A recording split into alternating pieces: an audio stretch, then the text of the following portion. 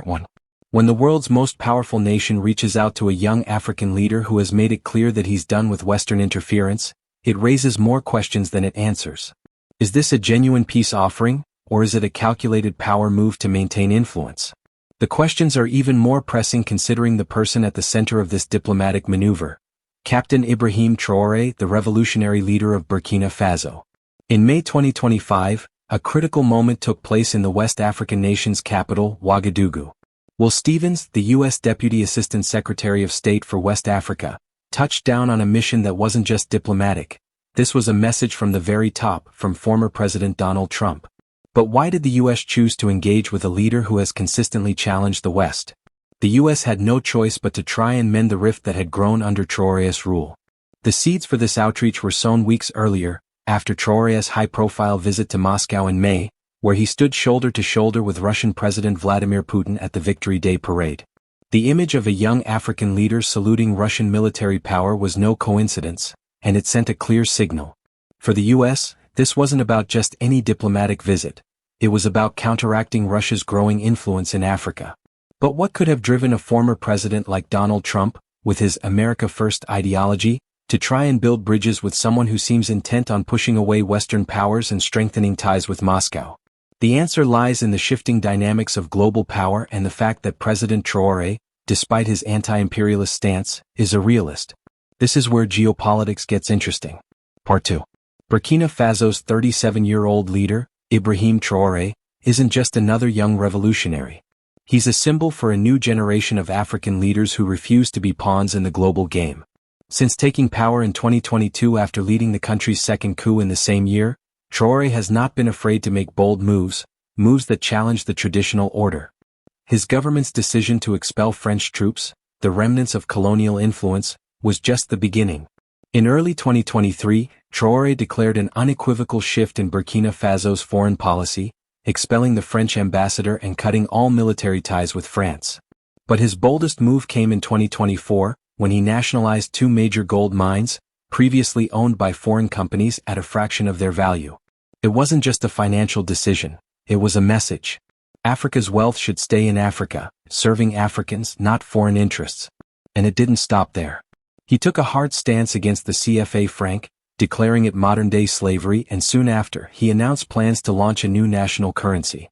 This wasn't mere rhetoric. Traoré was changing the rules of the game. These moves sparked a ripple effect across the Sahel region. Other nations, including Mali and Niger, followed Burkina Faso's lead by rejecting the West's interference and pushing for more independence in both military and economic affairs. Burkina Faso's anti-imperialist stance was no longer just a national policy. It was becoming a Pan-African vision. Part 3. In 2024, Traoré sought stronger ties with Russia, signing agreements that brought in agricultural aid and military support. By May 2025, he was in Moscow, cementing his country's growing relationship with the Kremlin. During his time in Russia, he not only received promises of weapons and food aid but also entered into long-term security agreements. This wasn't just about keeping Burkina Faso safe from insurgents. It was about forging a new path, one that was independent of the West. To many young Africans, Traoré is more than just a political leader. He is a symbol of defiance, a modern Sankara. His refusal to bow to Western pressure and his bold actions against former colonial masters have made him a hero in the eyes of many who have long felt exploited by outside powers. Even as extremist groups threaten the country's stability, his popularity continues to soar. So, why would the U.S., which has often criticized Traoré's government, send a high-ranking official to meet with him? The answer is simple: strategic interests. The U.S. has long recognized the importance of Africa's resources and geopolitical positioning. Burkina Faso is one of the largest producers of gold in the world, and the U.S. is keen on ensuring that its mining interests aren't sidelined by Traoré's nationalist policies. Part 4. When Will Stevens, sent by Trump, arrived in Ouagadougou, the meeting was a significant shift in tone from the tension that had marked U.S.-Burkina Faso relations in the past. The visit wasn't just about diplomacy, it was about resetting a relationship that had soured in the wake of accusations by U.S. officials regarding the mismanagement of Burkina Faso's gold reserves. It was a direct attempt to heal the wounds left by previous remarks from General Michael Langley, who had accused the government of using the country's gold reserves to prop up its military regime. His comments had been inflammatory, leading to protests not only in Burkina Faso but also across the African diaspora, from the Caribbean to Harlem. Rather than allowing the situation to escalate, Trump took decisive action. He sent Stevens to repair the damage. The message was clear. Washington was ready to start fresh, to build a new relationship based on respect for sovereignty. This was a significant pivot from the earlier confrontational stance. But why would Traoré, who had consistently rejected Western interference, even consider meeting with a representative from a country that had long opposed his policies? Comes down to pragmatism. Traoré may be anti-imperialist, but he is also a realist who understands the importance of keeping options open. His ties to Russia have strengthened his position, but he knows that relying solely on Moscow could be risky. A relationship with the U.S., if it's based on mutual respect, gives him flexibility. He can balance the influence of both Moscow and Washington to Burkina Faso's advantage. Part 5. For the U.S., there are three main reasons for reaching out to Burkina Faso. First, there is the growing concern over Russia's influence in the region. Traoré's embrace of Russia is alarming to Washington, which sees the Kremlin's increasing presence in Africa as a threat to American interests. Second, there is the issue of counterterrorism. The Sahel region, home to Burkina Faso, is a hotbed for jihadist groups linked to ISIS and Al-Qaeda. The U.S. may not agree with Traoré's political ideology, but both countries share a common enemy, terrorism. Third, there's the economic factor. Burkina Faso is one of the world's largest producers of gold, and U.S. mining interests are at risk if Traoré continues to nationalize resources. Re-engaging with Burkina Faso could be the key to securing access to these valuable assets. On the flip side, Traoré stands to gain from this renewed engagement with the U.S. First, it gives him leverage in his power struggle with Russia. By engaging with both Moscow and Washington, he ensures that his country isn't overly reliant on any single power. Second, there's the issue of security. Despite his nationalist rhetoric, Traoré's government faces a severe threat from jihadist insurgents. If the U.S. can provide military intelligence, equipment, or support without imposing its will, it could make a significant difference in the fight against terrorism. Part 6. The key issue at the heart of the U.S.-Burkina Faso discussions is the weapons embargo.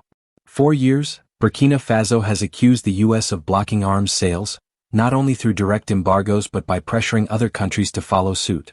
Despite the U.S. demanding action against terrorism in the Sahel, it has consistently refused to provide the necessary weapons and support to Burkina Faso's military. Stevens's visit, therefore, was not just a diplomatic mission, it was a promise to address this critical issue. He committed to working with the Burkina Faso government to rebuild trust, acknowledging the paradox that has long defined U.S.-Burkina Faso relations. Part 7.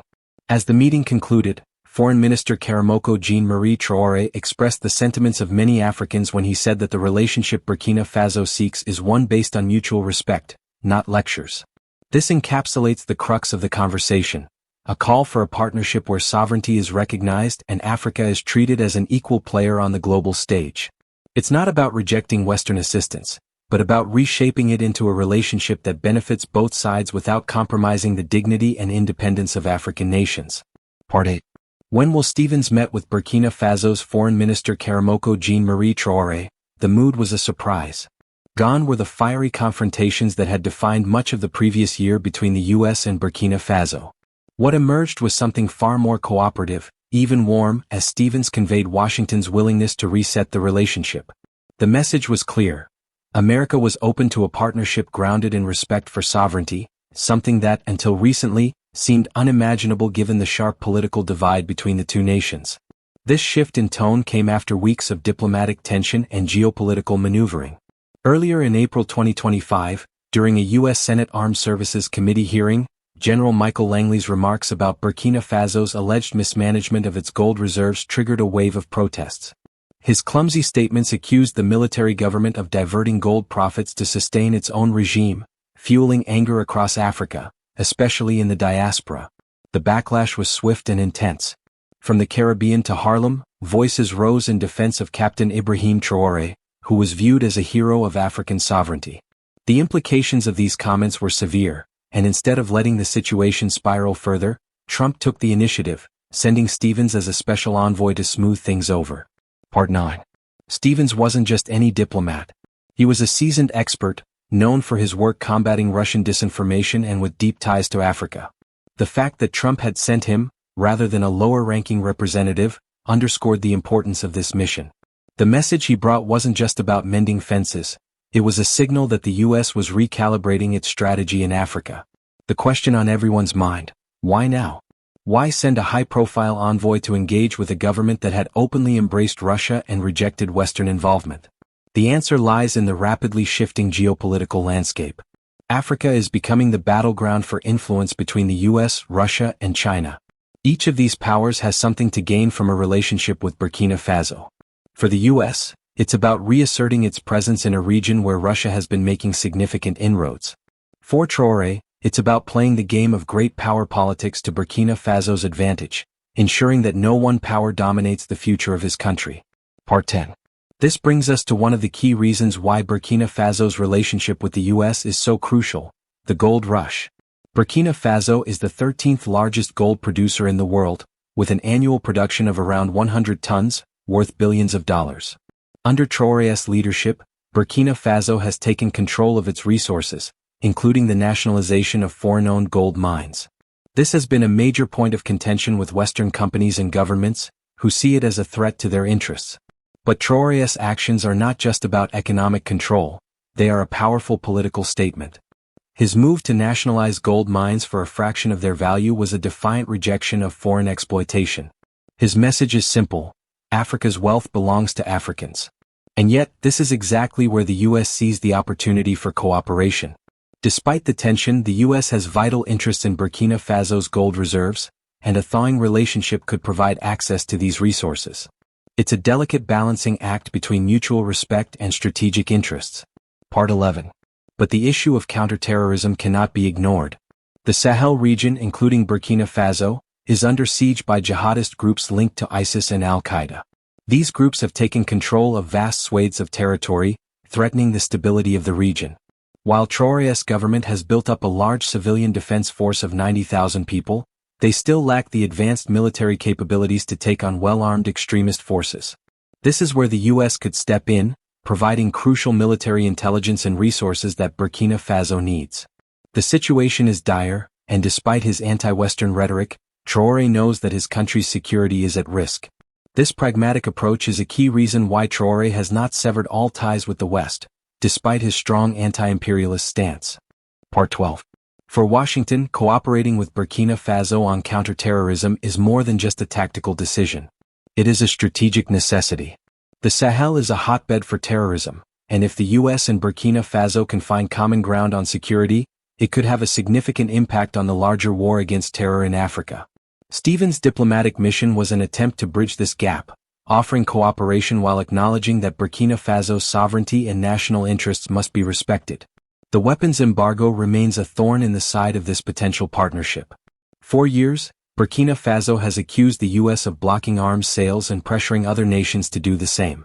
This has left the country in a difficult position, as it struggles to defend itself against growing jihadist threats. Traoré has been vocal about the hypocrisy of the West. Despite urging Africa to take action against terrorism, the US has refused to provide the necessary military support. This issue is a key point in the ongoing discussions, and Stephen's visit signaled that the US was ready to address this discrepancy. Part 13. The central question that looms large in this diplomatic overture is: what does mutual respect really look like in practice? For Traoré, it means being treated as an equal, not as a country that must bow to Western demands. It means being able to make decisions that are in the best interest of Burkina Faso, without external interference. And for the US, it means working with a partner who may not always align with American ideals, but who is nonetheless a vital player in the fight against terrorism and a key actor in the broader geopolitical context of Africa. In a statement that encapsulated the essence of this new relationship, Burkina Faso's Foreign Minister Karamoko Jean-Marie Traoré made it clear: we want a relationship based on mutual respect. Africa is a continent like any other, and Africans are human beings like anyone else. This was a powerful declaration that sums up the frustration many African leaders feel about being treated as secondary players on the world stage. Part 14. As the dust settles from Stephen's visit, one thing is clear: this is not just about fixing a diplomatic crisis, it is about setting the stage for a new kind of relationship, one where both sides, despite their differences, are willing to find common ground. For the US, This means recognizing that African nations are no longer willing to accept the old colonial relationship of dependency. For Burkina Faso, it means navigating between competing powers and asserting a position that allows for greater independence and flexibility. The outcome of these talks is yet to be fully realized, but it's evident that both the US and Burkina Faso are ready to begin a new chapter, one based on pragmatic cooperation rather than ideological alignment. This is a pivotal moment for both countries, and the results could have far-reaching implications for the future of Africa's role in global geopolitics.